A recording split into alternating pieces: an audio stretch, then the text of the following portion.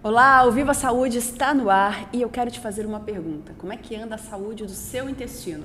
Esse é o assunto de hoje, não saia daí, a gente já está no ar.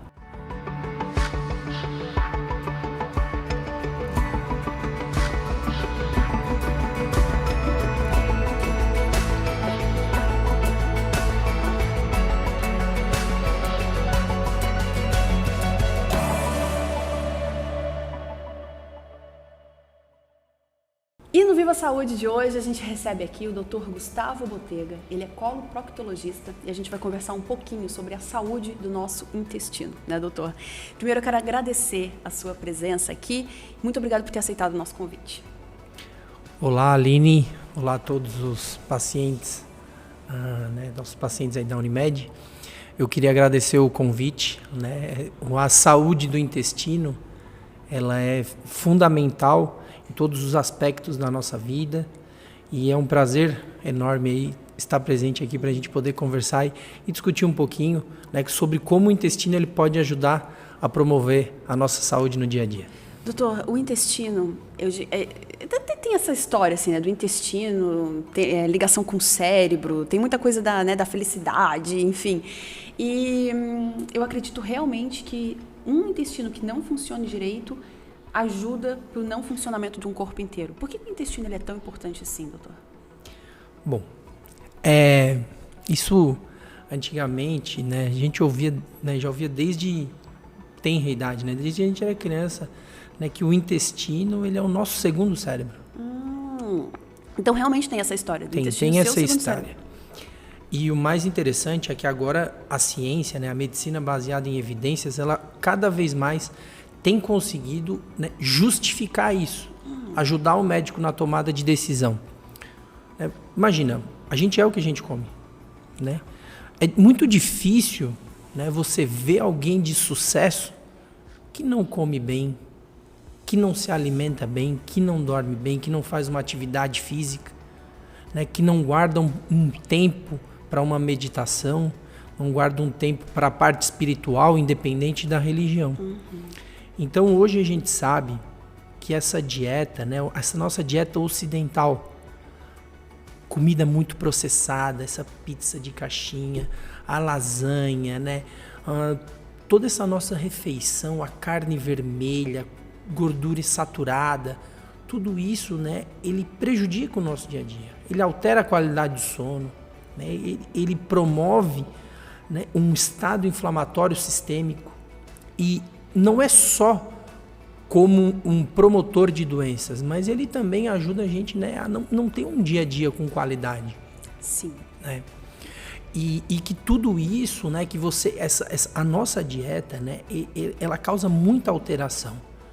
E hoje, cada vez mais, né, a gente tem visto, os estudos estão mostrando, a chegada dos probióticos, as medicações, as bactérias que têm promovido, elas têm mostrado, né, que o eixo intestino-cérebro não é só na doença, é no bem-estar.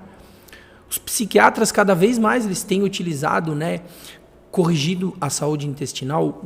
O intestino, o paciente tem que ter um funcionamento adequado, uma regularidade no funcionamento intestinal, né, o consumo de fibras. Então, até a própria psiquiatria, a neurologia hoje, ela já sabe, os estudos já têm mostrado, né, os benefícios da saúde intestinal na melhoria de depressão, de ansiedade, de todos esses quadros no dia a dia. Mas a gente consegue explicar, não de uma forma aprofundada, mas o porquê dessa relação tão grande?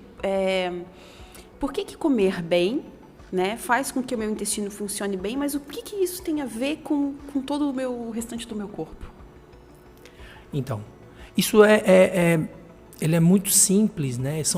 O que eu sempre falo para os pacientes no dia a dia é que as medidas que são mais significativas são as mais simples. Não é nada assim muito espetacular e muito difícil e coisas que são difíceis de você aplicar no dia a dia. Por exemplo, quando você ingere fibras, a gente sabe que a mulher tem que ingerir mais ou menos 25 gramas de fibra por dia e o homem 35 gramas de fibra por dia. Quando você ingere fibra, a gente diminui o tempo de contato do alimento com a parede do intestino. Tá. E isso aí, ele diminui, né, essas toxinas, porque o intestino, ele é um meio externo.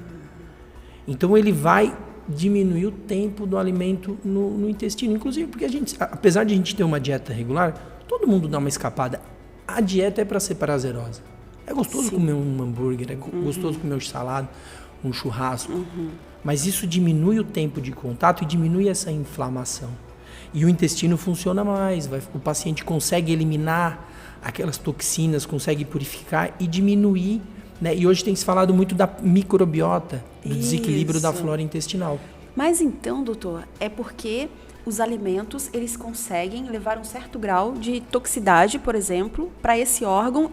Então, é nisso, talvez, que o intestino, regulando ele, consiga... Porque na minha cabeça, às vezes, assim, não, tudo bem, eu tenho que comer bem, meu intestino funciona legal. Mas por que isso é tão importante, por exemplo, para evitar uma depressão?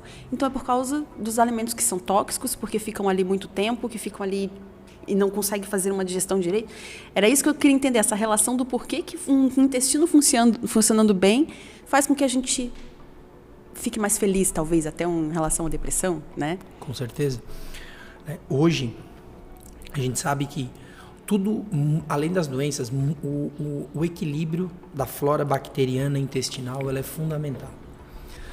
Quando a gente tem uma dieta não adequada, você propicia algumas alterações na parede do intestino e um desequilíbrio na flora, porque no nosso intestino há uma convivência harmônica entre as bactérias benéficas e as maléficas. Elas convivem em harmonia para o funcionamento do intestino, para que a gente possa ter essa função intestinal, para o intestino regular bem a proliferação de células, a nutrição do intestino, ela depende muito disso, do que a gente tem ali. Então, quando você tem uma dieta inadequada, essa dieta ocidental que a gente sempre fala, você propicia o maior surgimento dessas bactérias. Elas se sobressaem em relação às bactérias benéficas. Nisso você produz algumas toxinas. Entendi. Que é esse estado inflamatório, que é esse mal-estar que a gente às vezes tem. Né? E você altera a permeabilidade do intestino. Você absorve mais quando você tem esse desequilíbrio que a gente chama hoje de desbiose. Isso é tudo justificado pela dieta. Certo. Doutor, quando a gente engole, vamos começar, né? Mastiga, engoliu o alimento. Ele passa por vários processos até chegar no intestino. Tu consegues dizer pra gente qual é esse caminho e a importância daí do intestino, no que ele faz exatamente quando esse alimento está sendo... Porque pra mim, entrou no estômago, faz um bolo fecal ali e o intestino é só uma passagem para ir embora. Não sei se estou certo.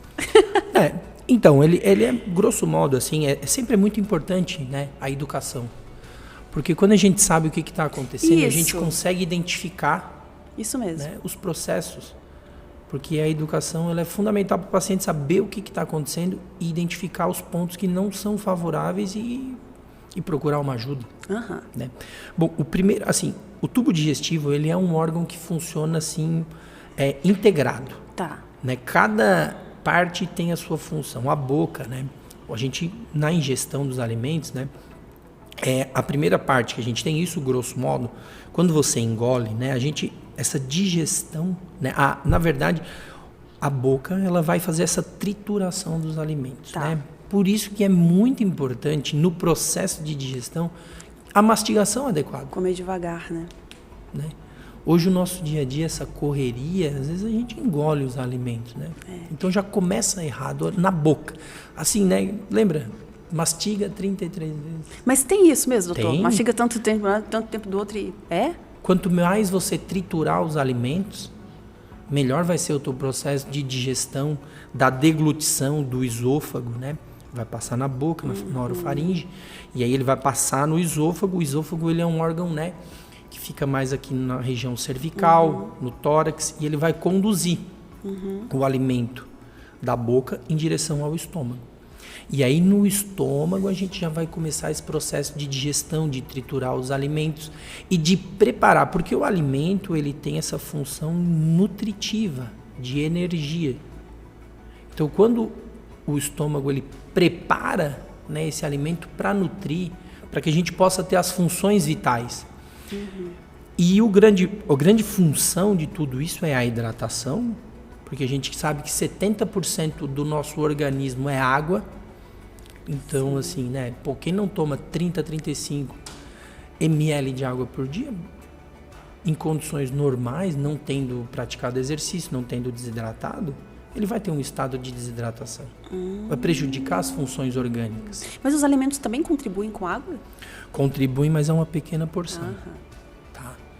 A grande parte do que a gente tem é a água que a gente toma. Tá. Até quando a gente interna os pacientes, né, você faz o sorinho na veia, a maioria daquilo gera um inchaço no paciente, não fica no sistema vascular, né? Quando o paciente está internado, sempre dá um pouquinho de inchaço, porque ele distribui, ele tem essa homeostasia da água que vai muito para os tecidos e o paciente fica todo inchado. Você já deve estar passando. Todo mundo já internou e após um processo de internação se sente inchado. Nossa, muito. Né?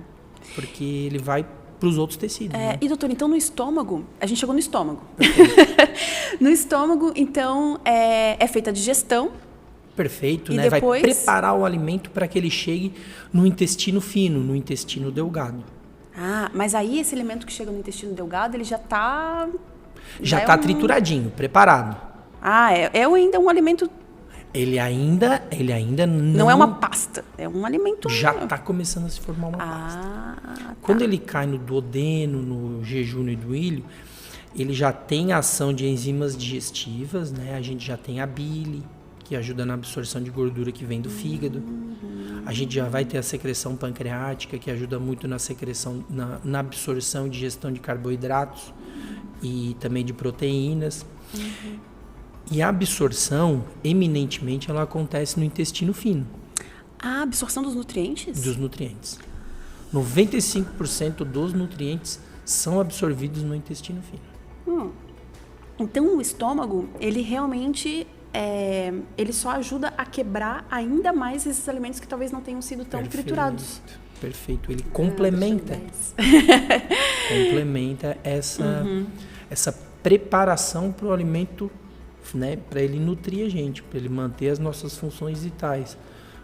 Com carboidrato, proteína, as gorduras que são importantes, as vitaminas, os sais minerais, são importantes para todas as nossas funções orgânicas. E essa preparação ela acontece no intestino fino, que vai no estômago, e quando chega no intestino delgado, aí vai acontecer realmente o processo de absorção, porque ele já teve esse processo de preparação. Porque quando você não mastiga e não prepara, o alimento ele vai ficar muito tempo ainda no tubo digestivo, até ele se transformar em pequenas moléculas para ele poder ser absorvido. Por isso que a digestão é mais fácil quando você mastiga bem. Porque o alimento já não vai precisar ele vai ficar menos tempo no intestino fino para ter o processo de absorção. E daí, no intestino, o que não for aproveitado vai embora. Perfeito. É isso. É isso. Aí ele vai passar para o cólon, para o intestino grosso, em que ele vai complementar essa função de digestão, né? Porque do intestino fino para o intestino grosso passa cerca de 2 litros de efluente ileal, que é a secreçãozinha que passa do intestino fino para o intestino grosso. Se isso for eliminado nas fezes, vai gerar um estado de desidratação na gente. Nossa. A gente só elimina nas fezes 100 a 200 ml de água, né? Por dia. Tá? Então o intestino ele complementa um pouco dessa função de reabsorção da água, prepara alguma coisa de ácidos graxos e de carboidratos para você fazer. E aí sim no intestino grosso a gente vai ter a formação das fezes. Quando ele passa da porção mais inicial para a segunda porção do intestino grosso, aí sim, né, que se formam as fezes. E lá no final do intestino grosso, né, o que a gente chama de reto, né, ele tem uma função de armazenamento. O que é armazenamento? Ele é muito importante. Quando a gente Senão passava direto. Quando a gente é jovem, quando a gente não tem nenhuma doença no intestino, a gente nunca pensa nisso. Mas a perda de fezes, a incontinência fecal, a constipação, a maneira como você elimina as fezes, você evacuar em um ambiente socialmente adequado, tudo isso depende muito da função do reto e do canal anal. Com certeza. E com o passar do tempo, fica mais difícil esse controle? É isso que a gente pode dizer? Vai perdendo alguma... Isso depende muito, por exemplo, né, se o paciente já teve alguma doença, se já fez radioterapia, se já submeteu a algum tratamento cirúrgico. Uma coisa que tem acontecido e tem sido cada vez mais frequente hoje, né, a gente tem tido muito mais partos normais, partos via vaginal. E às vezes você tem alguma lesão de canal anal, lesão de ânus que a gente chama. E o problema é que essas lesões, muitas vezes, elas são subdiagnosticadas. O paciente, quando é jovem, ele tem toda uma integridade dos ligamentos, os órgãos estão na posição adequada, tem um músculo do ânus legal, bom. Ele não tem episódios de perda de fezes quando faz força, quando está caminhando na rua, fazendo as atividades. Mas quando chega numa idade mais, paciente mais idoso, há uma substituição das fibras musculares por algumas fibras não tão fortes, por gordura, e surgem os episódios de perda fecal. E isso impacta muito na qualidade de vida do paciente. Com certeza. Doutor, o nosso cocô diz muito sobre a gente também? Diz. As fezes, elas são muito importantes.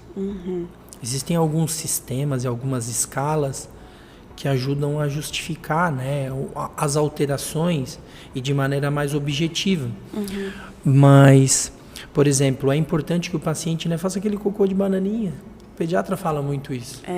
Né, aquelas fezes bem formadas, não aquelas fezes ressecadas, o cocô de cabritinho. Né, aquela dificuldade para o paciente evacuar. Isso gera muito transtorno na vida do paciente. Por quê? Eu canso de pegar pacientes no consultório que frequentemente vão em consultas de urgência e emergência, nos pronto-atendimentos, nas emergências, e o grande problema deles é o intestino preso. Aí eles se faz muitos exames, faz raio-x, faz exame de sangue e não se encontra nada. Mas por que ele está sentindo o quê? Porque o paciente fica muito tempo com as fezes. E assim, você imagina, é que nem uma caixa d'água que está com a bomba entupida. Então fica ali enchendo, e o paciente comendo, porque todo mundo precisa comer para viver. Assim como uma experiência boa, comer também é, né? E o paciente fica distendido, estufado, dá muita distensão, flatulência excessiva. O paciente tem um mal-estar porque ele fica todo intoxicado com aquelas fezes ressecadas. Acho que vai tá tendo um infarto, não parece? Uma dor no peito, uma coisa, porque realmente muitos gases, muita coisa acontecendo ali. Vai estufando, né? É como se fosse um processo obstrutivo, entendeu? E aí aquilo ali não vai saindo. Não sai aquelas fezes endurecidas, às vezes o paciente precisa fazer lavagem de intestino. Porque não consegue evacuar. Existe uma condição, né, em que as fezes lá na ampola, no final do intestino, estão tão ressecadas e tão endurecidas que o paciente, com o próprio movimento intestinal, com o ato evacuatório, não consegue. Ele precisa ter uma ajuda. Fazer uma limpeza, uma lavagem. E o formato das fezes, quando o paciente come fibra, toma água e faz atividade, a grande maioria, essas medidas simples ajudam na saúde. Ajuda a diminuir esse mal-estar, sabe? Essa distensão, esse desconforto que o paciente sente. Evacuar adequadamente, limpar aquela ampola retal. Né? Isso permite que o paciente tenha uma melhor qualidade de vida, consiga trabalhar, consiga conviver com seus familiares. Né? E esse formato das fezes, né? Às vezes o paciente ele pergunta pra gente como que é o normal das fezes, o quanto que é o normal evacuar. Isso, eu ia perguntar, todo dia a gente precisa evacuar?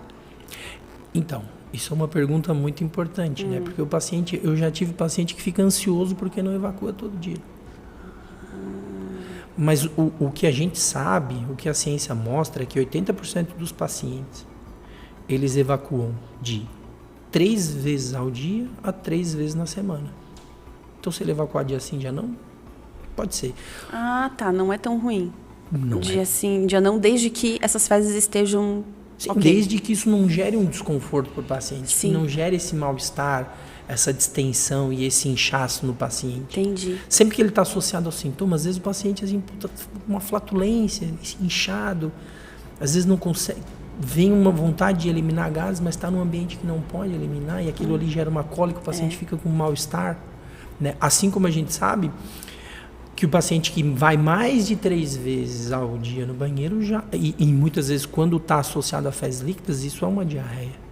Assim como o paciente, muitas vezes, quando vai menos de 3 vezes na semana, já é uma constipação, já é o intestino preso. Mas, doutor, uma diarreia, ela pode ser crônica também? Ela não é um fato que pode ser isolado, comi alguma coisa, me deu uma diarreia, fiquei uns dias, acabou. Não, pode ser alguma coisa crônica, porque quando a gente fica constipado, realmente, eu acho que tem pessoas que são, né? Tá aqui, não consigo, mas a diarreia eu achei que seriam fatos isolados. Não, a diarreia ela é realmente uma entidade bem difícil, porque ele causa muito desconforto no paciente. O paciente que tem diarreia, ele causa uma retração social muito importante. O paciente ele vai num lugar, ele não quer sair às vezes porque ele não sabe quando vai vir um movimento intestinal. Mas isso por quê? Porque o ressecamento a gente ainda consegue entender, talvez é uma pouca água e tal. Mas a diarreia, qual é esse movimento que existe para que um paciente tenha uma diarreia crônica, por exemplo? A diarreia, né? A diarreia aguda, ela dura, a gente considera uma diarreia aguda, que é a principal forma que a gente tem. Está muito relacionada a verminoses, parasitoses, infecções intestinais. Por conceito, ela é até 14 dias. Tá. Quando é mais de 4 semanas, a gente já considera uma diarreia crônica. E a gente tem muitas causas, algumas doenças, o diabetes pode causar, uma função de tireoide alterada, aumentada pode causar, as medicações podem causar diarreia. Então não necessariamente algo que comeu? Não necessariamente algo que comeu. A gente tem algumas doenças, né? As doenças inflamatórias intestinais, elas podem causar diarreia, que é uma causa muito comum e que tem se tornado cada vez mais frequente no nosso mundo, no nosso estilo de vida ocidental. E a própria intolerância à lactose, a doença celíaca, são muitas patologias e são patologias bastante frequentes. Isso impacta negativamente na saúde do paciente e na qualidade de vida. E são medidas, às vezes, são exames fáceis, exames tranquilos, e que você consegue fazer um diagnóstico e consegue. E isso é muito relevante e muito prevalente no consultório do gastroenterologista, do médico coloproctologista. Doutor, se a gente for falar agora um pouco dessas doenças inflamatórias, a síndrome do intestino irritável é uma das principais? Aumentou esses casos? A gente nunca ouviu falar tanto desse... Né? Eu tenho intestino irritável, eu também tenho. Tá muito comum isso, né? Bom, a síndrome do intestino irritável, ela é uma doença funcional do organismo. As doenças funcionais, elas vêm muito ao encontro do que a gente fala desse eixo intestino-cérebro. Não são doenças físicas, não são doenças mecânicas, orgânicas, em que você tem uma lesão, uma inflamação da parede, ou às vezes uma angulação, não é uma doença. Você tem uma alteração e está muito ligado à desbiose, ao desequilíbrio da flora intestinal, a esse desequilíbrio da flora bacteriana. E o paciente ele tem uma alteração da sensibilidade dos movimentos intestinais. Ele tem bastante dor, ele sente o intestino diferente. O movimento intestinal, que numa pessoa normal é uma coisa habitual, nele é doloroso, né? Tá muito ligado ao estresse, à ansiedade, à depressão, e ele causa dor, inchaço, estufamento, e o grande prejuízo na qualidade de vida é que o paciente está bem, tem uma alteração emocional e prende o intestino. Muito ligado ao emocional. Muito ligado ao emocional. A gente vê pacientes, é muito claro que eles falam, estou num processo de separação, estou com um problema no trabalho, minha família não está legal. E isso gera, aí o paciente prende o intestino, ele pode tanto prender o intestino, pode tanto soltar, quanto prender e soltar. E uma característica que é muito importante é que o movimento intestinal alivia essa dor do paciente. Entendi. Doutor, mas então assim, quais os sintomas que eu posso apresentar? Porque é muito difícil eu saber que, eu estou estressado e aí tá doendo tá doendo minha barriga. Não, é porque eu estou estressado. A gente geralmente não pensa assim, não associa com isso, né? Então, tem alguns sinais que a gente pode ficar atentos, assim, se eu estou em casa e eu estou sentindo algumas coisas diferentes para eu poder procurar um especialista e saber se realmente eu estou com essa síndrome? Sim, ele é muito importante o paciente sempre procurar uma ajuda adequada. É porque às vezes o paciente está com esses sintomas e ele está com sangramento, está perdendo peso. Aquele intestino que funcionava, né? A gente sempre fala do formato das fezes, se as fezes podem formar. Uma das coisas que a gente mais deve estar atento é: o meu intestino ele funcionava, eu ia no banheiro uma vez ao dia, eu ia no banheiro uma vez a cada 2 dias. E o paciente começou a ir a cada 3. As fezes que tinham um formato, elas começaram a se tornar mais finas. Tá. Né? Mais finas. O apetite diminuiu, a disposição diminuiu, dor de cabeça, perda de peso. Então, a síndrome do intestino irritável, ela não causa isso. Assim como ela é um diagnóstico de exclusão, a gente precisa excluir algumas outras doenças, as inflamações, os pólipos, os tumores, para a gente poder estabelecer esse diagnóstico. Ele é um diagnóstico de exclusão. Eu nunca posso dizer que é a síndrome do intestino irritável se eu não excluir as outras doenças. Sim, mas se eu tenho esses sintomas que você citou, e eu procurando um especialista, fazendo outros exames, pode ser que, por exclusão, seja a síndrome do intestino irritável. Ela é muito frequente. Ela é muito difícil um dia no consultório do médico que cuida da saúde do intestino que a gente não pegue alguém com a síndrome do intestino irritável. Esses sintomas que eu passei, eles são sintomas mais frequentes. Mas a gente tem uma heterogeneidade muito grande, né? Existe uma ampla gama de sintomas que esse paciente tem. E o mais importante é que ela não leva a problemas maiores, né? A gente precisa excluir, ele não é um fator de risco para câncer, para uma inflamação intestinal, mas que ela é uma doença que a gente consegue, com o tratamento, promover uma melhora na saúde do paciente. O tratamento, ele não é só medicação, não é só dieta, não é só o probiótico, eles todos atuam juntos. Assim como o paciente cuidar do bem-estar emocional, ele é muito importante, mas esse paciente que tem esses sintomas, é fundamental que ele procure ajuda médica, que ele faça os exames adequados, que faça um tratamento individualizado, que ele faça, porque às vezes tem coisa que funciona mais para um paciente, tem coisa que funciona mais para outro paciente, né? Às vezes só a dieta já melhora, só uma psicoterapia já ajuda. Então a gente fazendo todos esses tratamentos, né? Esse paciente que sente esses sintomas, ele precisa procurar ajuda, até para que possa se excluir as outras doenças, uma doença inflamatória, um pólipo, uma neoplasia, uma diverticulite. Então são todos os sintomas que ele excluindo, que ele cuidando, né? Ele pode ter um melhor, essa educação também vai identificar que às vezes ele vai estar bem, não vai precisar de tratamento. Tá. Mas depois, quando ele tiver os sintomas, ele mesmo vai conseguir se medicar, vai fazer os exames regulares, vai controlar a saúde no geral e que vai proporcionar esse bem-estar da saúde intestinal do paciente. E, doutor, os probióticos, eu acredito que a gente, até se a gente for numa farmácia, a gente encontra algumas coisas assim para tomar, enfim. Funciona esse tipo de medicamento de farmácia ou o que vocês indicam são realmente manipulados? Ou para cada paciente existe um tipo de... Ou a gente pode ficar tomando assim probiótico à vontade?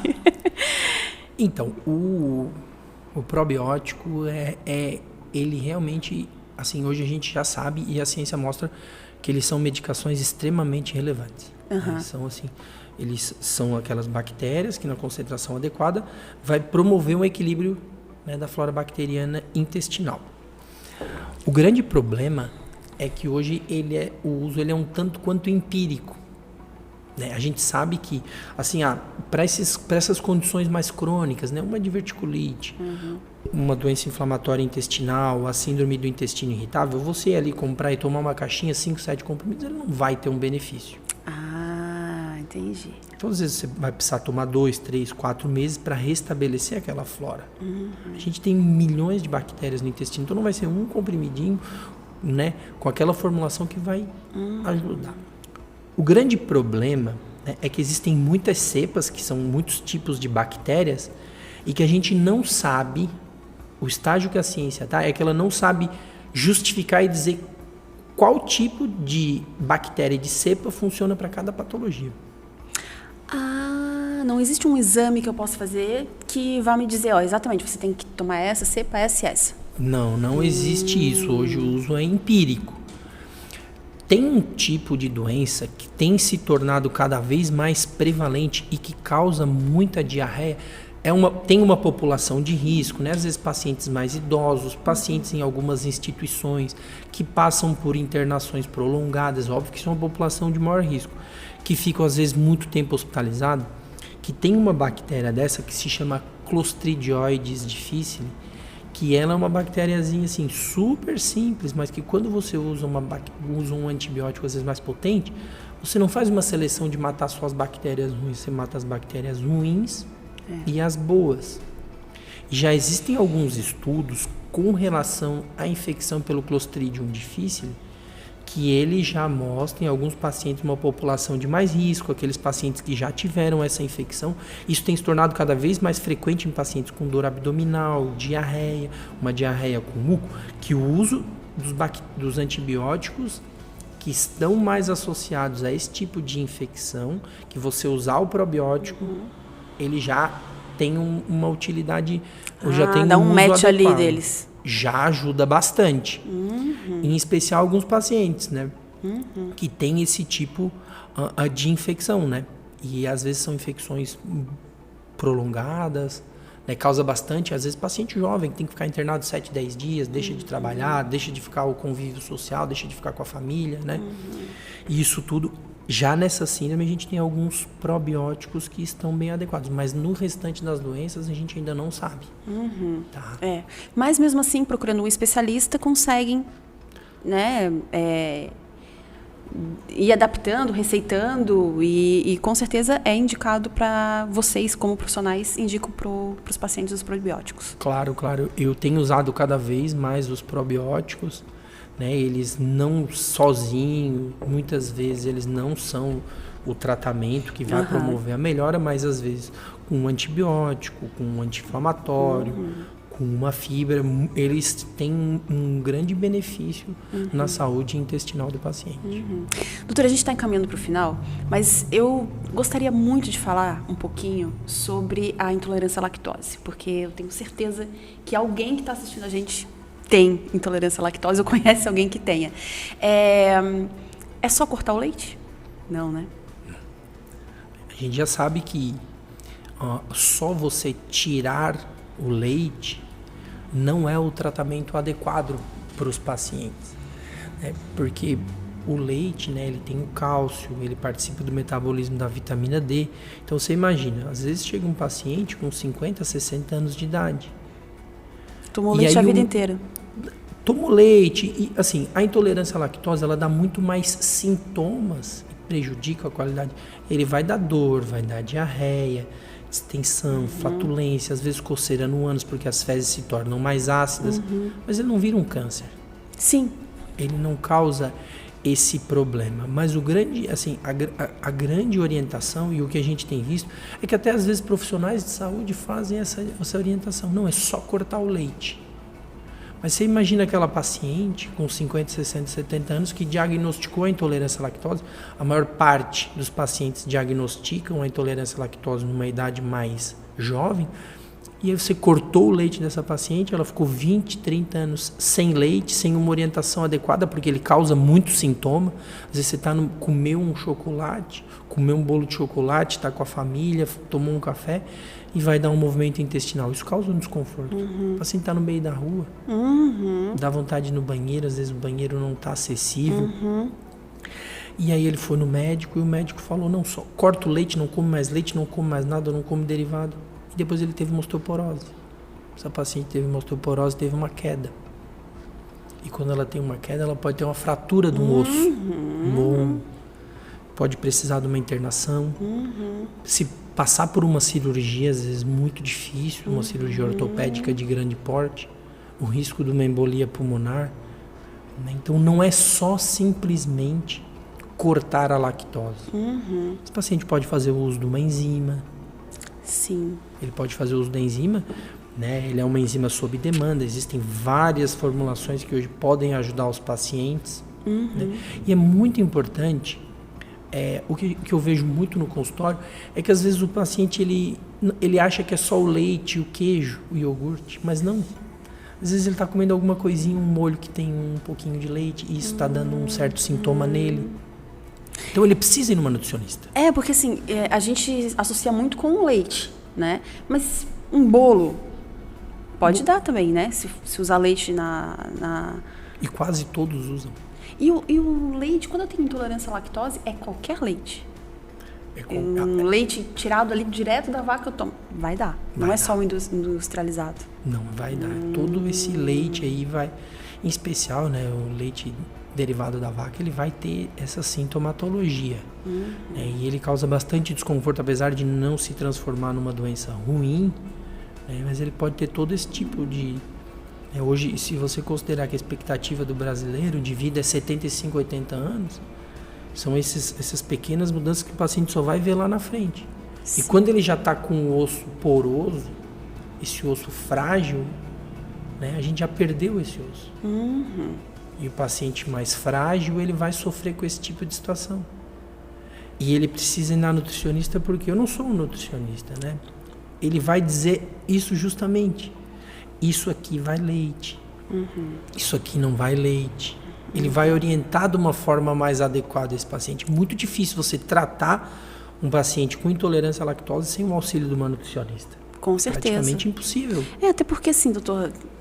É difícil também para uma pessoa receber um diagnóstico e saber que tem que mudar praticamente toda a sua dieta, né? Então, assim, se não for com a ajuda de um profissional, multiprofissionais, mas, assim, uma nutricionista que possa te dar, pelo menos, opções diferentes, porque é muito triste também. Muita gente, eu acho que acaba preferindo ficar com sintomas a ter que fazer uma dieta que foge muito da sua realidade, né? Ele paga para ver. Come e depois vê o que dá. Até porque a dieta, eu sempre falo, né, você não vai ficar 7 dias na semana só comendo, né, grão, carne branca, ovo. Não, a dieta tem que ser prazerosa, mas tem que ser com moderação. Com responsabilidade. Tudo na vida com moderação vai ser mais agradável para o paciente. Né? Doutor, a gente chegou ao final da nossa entrevista. É um assunto extremamente interessante, porque é um assunto que está na nossa conversa diária. A gente conhece um amigo que às vezes, né, está passando, a gente mesmo às vezes também tem, né, alguma intolerância, alguma coisa. Então, assim, é um assunto que ele não é distante da gente. Não. É parte da nossa realidade e eu acho que cada vez mais. Então, a gente poderia ficar aqui conversando muito tempo ainda e não ia se esgotar. Mas eu quero agradecer muito e eu quero convidar você para vir novamente para a gente falar também sobre outras doenças que a gente deixou de citar aqui, conversar um pouquinho mais sobre a saúde do intestino, que ajuda a regular a nossa saúde do nosso corpo todo, na verdade, né? Então, é sempre muito importante, né, a educação. E quando o paciente ele se conhece, ele vai saber os sinais e os sintomas. E a grande maioria das doenças, quando o paciente tem um diagnóstico adequado, um diagnóstico precoce, você tem uma chance muito alta de cura ou muito bom controle dessa doença. E as doenças intestinais, elas são assim, o dia a dia, praticamente todo mundo conhece alguém que tem algum problema, intestino preso, uma diarreia, uma dor abdominal, uma inflamação, uma doença no ânus, ela é muito prevalente. E que são doenças, né, potencialmente tratáveis e curáveis. Então eu agradeço o convite, me coloco à disposição, né, à disposição do pessoal e sempre que precisar, estou à disposição. Com certeza. Então tá, doutor, muito obrigada. E o Viva Saúde termina aqui. Eu quero agradecer a companhia de vocês. Na quinta-feira que vem a gente tem um novo encontro às 8h30 da noite pela UniTV e também pelas plataformas de áudio e vídeo da Unimed Tubarão. Eu espero todos vocês. Até mais.